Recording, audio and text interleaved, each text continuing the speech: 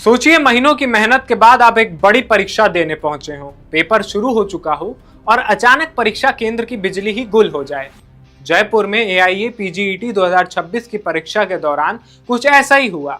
49 छात्रों की परीक्षा अधूरी रह गई। अब NTA ने इन छात्रों के लिए दोबारा परीक्षा कराने का फैसला भी किया है। लेकिन सवाल है, आखिर परीक्षा केंद्र पर बिजली की व्यवस्था क्यों फेल हुई?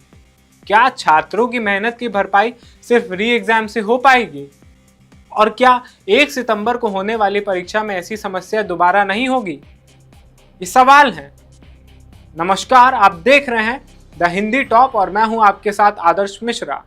दरअसल आज यानी 22 अगस्त 2026 को देश भर में AIA PGET यानी all India AYUSH post graduate entrance test 2026 का आयोजन किया गया।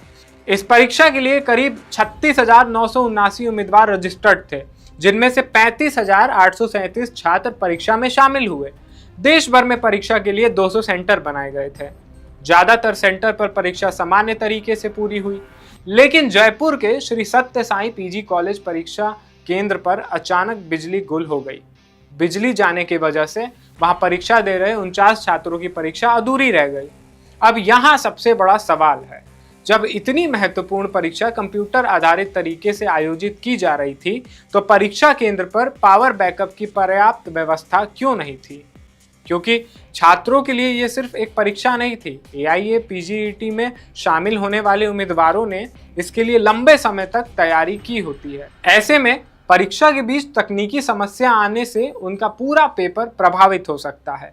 मामला जैसे ही नेशनल टेस्टिंग एजेंसी यानी NTA के संज्ञान में आया, एजेंसी ने प्रभावित छात्रों के लिए दोबारा परीक्षा कराने का फैसला किया। NTA ने इस असुविधा के लिए खेद जताया और कहा कि प्रभावित छात्रों का नुकसान नहीं होने दिया जाएगा। अब इन 49 छात्रों की परीक्षा 1 सितंबर 2026 को दोबारा आयोजित की जाएगी। लेकिन सवाल फिर भी बना हुआ है, क्या दोबारा परीक्षा देना उन छात्रों के लिए उतना ही आसान होगा?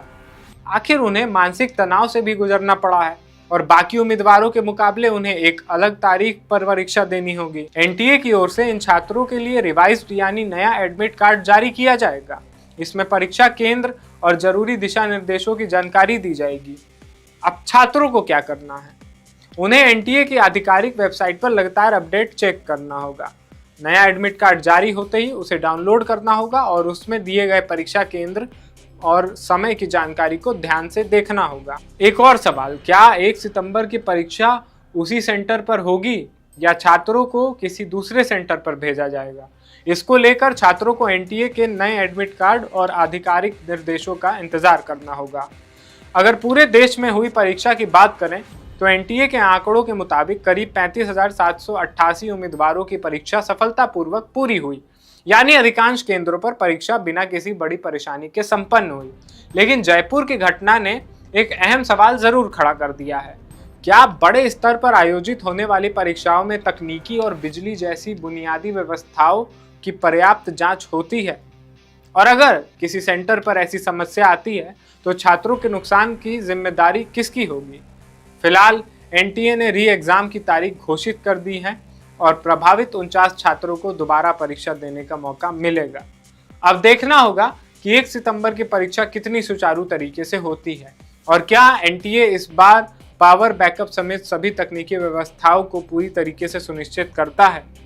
फिलहाल प्रभावित छात्रों के लिए सबसे जरूरी बात यही है, घबराने की जरूरत नहीं है। नया एडमिट कार्ड आने का इंतजार करें और NTA के हर आधिकारिक अपडेट पर नजर रखें, क्योंकि परीक्षा भले ही 22 अगस्त को अधूरी रह गई हो, लेकिन अब इन 49 छात्रों को 1 सितंबर को अपना पेपर पूरा करने का दूसरा मौका मिलने जा रहा है। इस खबर पर आपकी क्या राय है, आप हमें कमेंट सेक्शन में जरूर बताएं।